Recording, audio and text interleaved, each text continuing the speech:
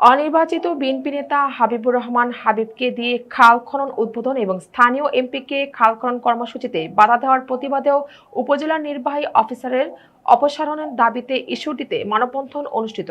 বিশেষ প্রতিনিধি সিয়াম আক্তার সাদিক জানান, 18 কোটি জনগণের ভোটে নির্বাচিত সরকারের পাবনা 4 আসনের প্রতিনিধি অধ্যাপক আবু তালেব মণ্ডলকে দিয়ে সরকারের সকল উন্নয়নমূলক কাজের উদ্বোধন করাতে হবে বলে দাবি করেছেন ঈশ্বরদী উপজেলা জামায়াতের সেক্রেটারি সাইদুল ইসলাম।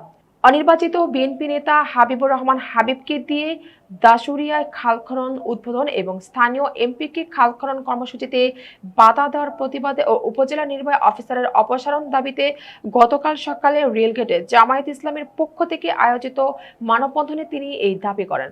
পৌর জামায়াতের আমির গোলাম আজমের সভাপতিত্বে জামায়াত নেতা হাফিজুল ইসলাম মেম্বার ও মাসুদুর রহমান মাসুম সহ অন্যান্য বক্তব্য দেন।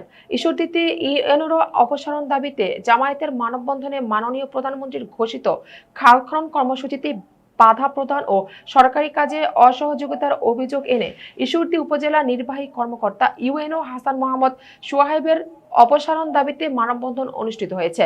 রবিবার 3 মে সকাল 11টা ঈশ্বরদী রেলগেট এলাকায় উপজেলা জামায়াত ইসলামের উদ্যোগে এই মানববন্ধন কর্মসূচি পালন করা হয়। মানববন্ধনে বক্তব্য রাখেন উপজেলা জামায়াতের সেক্রেটারি সাইদুল ইসলাম, উপজেলা মিডিয়া সম্পাদক মাসুদ রানা মাসুম, উপজেলা আইন বিষয়ক সম্পাদক খান হাফিজুর রহমান সহ ঈশ্বরদী উপজেলা ও পৌর শাখার বিভিন্ন পর্যায়ের নেতৃবৃন্দরা। বক্তারা অভিযোগ করেন, খাল খনন কর্মসূচি বাস্তবায়নে বাধা সৃষ্টি এবং সরকারি কাজে অসহযোগিতার কারণে সংশ্লিষ্ট কর্মকর্তার বিরুদ্ধে প্রয়োজনীয় ব্যবস্থা গ্রহণ করা উচিত। তারা দ্রুত ইউএনওর অপসারণের দাবি জানান।